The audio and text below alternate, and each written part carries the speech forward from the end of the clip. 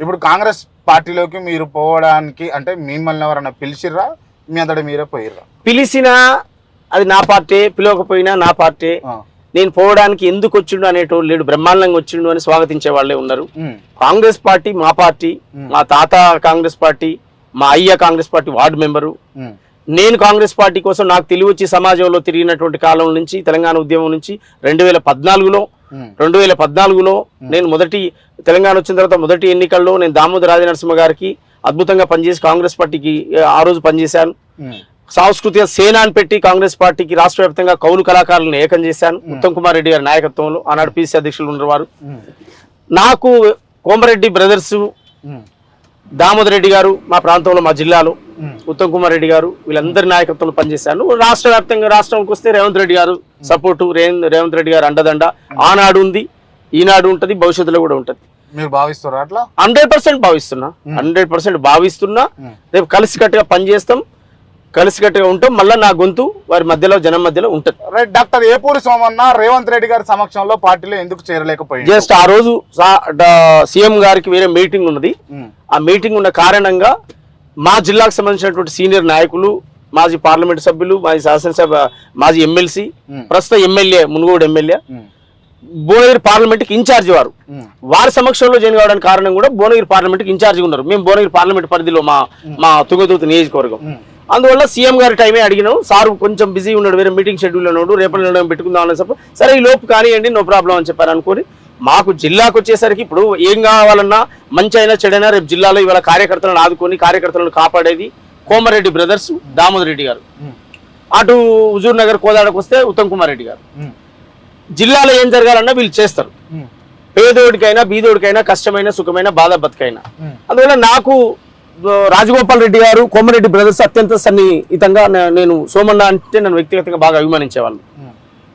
నేను ఖచ్చితంగా వాళ్ళని అడిగి వాళ్ళని సంప్రదించకుండా నేను ఏం పని చేయలేను. అంటే మీరు కాంగ్రెస్ పార్టీలకు ప్రాధాయపడిపోయిర్రు అన్న విమర్శ ఒకటి ఉన్నది. ఎవడాడు మాట్లాడినోడు, ఎవడో పనికి మళ్ళీ మాట్లాడతాను. నేను ప్రాధాయపడిపోవడం ఏంటంటే స్వయంగా తీన్మార్ మల్లన్న గారు చెప్పినటువంటి అంశం ఏంది, ఆయన రిఫర్ చేస్తేనే మిమ్మల్ని కాంగ్రెస్ పార్టీలోకి తీసుకున్నారు అని చెప్పి పెడతాను. ఏంటండి బాగా గుర్తుపెట్టుకోండి, ఏపూరి సోమన్న అనేటోడు ఈ రాష్ట్రంలో ఏ చౌరస్తాలో నిలబెట్టు,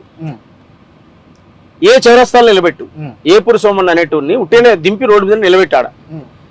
ముఖం చూసే 100 మంది ఆగుతారు, ఈయన ఏపూరి సోమన్న కదా, ఆయన ప్రజాగాయకుడు అని. ఏపూరి సోమన్న బతిరాడిపోయిండు, ఏపూరి సోమన్న సాగిల పడిపోయి ఎవడో మాట్లాడుకుంటాడు. అవన్నీ అవసరమా? నేను దాదాపు 25 నుంచి 30 సంవత్సరాలుగా ప్రజా జీవితంలో ఉన్నోన్ని, ప్రజల కోసం నిలబడ్డోన్ని. ప్రజలు నన్ను గుర్తిస్తారు, నాకు కోట్ల మంది అభిమానులు ఉన్నారు. అందువల్ల నన్ను కొత్తగా వీళ్ళు గుర్తిస్తే వాళ్ళు అంటే రావాలి అనేది కాదు. జనరల్ గానే కోమరెడ్డి బ్రదర్స్ అన్నా, దామోదర్ రెడ్డి గారన్నా మాకు అపారమైనటువంటి గౌరవం, ప్రేమ. రాష్ట్రం విషయానికి వస్తే పిసిసి ప్రెసిడెంట్ గా, ఈ రాష్ట్ర ముఖ్యమంత్రిగా, ఈనాడు ముఖ్యమంత్రి కావచ్చు, ఏ పదవులు లేని రోజే రేవంత్ రెడ్డి గారితో జర్నీలు చేసి ప్రయాణాలు చేసినాం. మేము రోజుల తరబడి, గంటల తరబడి వారితో పాడి, మేము మా పాట వారిది మాట, మాది పాట వారిది మాట, వేలాది మందిని చైతన్యవంతం చేసినటువంటి వాళ్ళం. అందువల్ల ఇవాళ కొత్తగా ఏదో ఇది వచ్చింది కనుక అది అయింది, అది వచ్చింది కనుక ఇది అనేది లేదు. సరే, ఒక 10-15 రోజులు ఏదో కొంత మిస్టేక్ తప్పనట్టు జరిగింది, దాన్ని సరిదిద్దుకునేటువంటి క్రమంలో మళ్ళీ కాంగ్రెస్ పార్టీకి వచ్చినాం. ఇవాళ పార్లమెంట్లో బ్రహ్మాండంగా పనిచేస్తున్నాం. నిజామాబాదు, కరీంనగరు, ఇటు భువనగిరి, ఇటు మల్కాజ్గిరి, అన్ని ప్రాంతాల్లో ఎక్కడ ఆహ్వానిస్తున్నా అక్కడికి వెళ్ళిపోయి మా ఉపన్యాసం కానీ, మా పాట కానీ, మా ఆట కానీ మేము వినిపిస్తా ఉన్నాం. పార్టీ గెలుపు కోసం మేము పనిచేస్తా ఉన్నాం. ఎక్కడ కూడా మేము ఎన్నో వెనుకబడిపోయినామో, లేకపోతే ఎవడో వెనుక పెట్టిండో, ఎవడో ముందు పెట్టిండో. ఏపూరి సోమన్నని వెనుక ముందు పెట్టుండేందండి. ఓ ప్రజా గాయకుడిగా కోట్లాది మంది అభిమానాన్ని సంపాదించుకుని తీర్మానం చెప్పింది ఏంటంటే, నేను రిఫర్ చేసిన కాంగ్రెస్ పార్టీ ఎప్పుడు జాయిన్ అయ్యే కంటే ముందు రోజు నేనైతే ఇనలేదు. ఒకవేళ ఆ మాట మల్లన్న అన్నా అది తప్పేం కాదు. మల్లన్న మా పార్టీ నాయకుడు, తీర్మార్ మల్లన్న మా పార్టీ నాయకుడు. ఇప్పుడు ఉమ్మడి నల్గొండ జిల్లాలో ఇప్పుడు పట్టభద్రులుగా ఎమ్మెల్సీగా పోటీ చేస్తున్నటువంటి అభ్యర్థి. ఒకవేళ మల్లన్న నేను రిఫర్ చేసిన అన్నా తప్పేం లేదు. మల్లన్న రిఫర్ చేస్తే తప్పేంది? మల్లన్న మా మనిషి కాదా? మల్లన్న మా మంద. మల్లన్న కోసం నేను పని చేస్తా, మల్లన్న కోసం నేను పని చేస్తా, నా కోసం మల్లన్న చేస్తాడు. రైట్, చేయండి.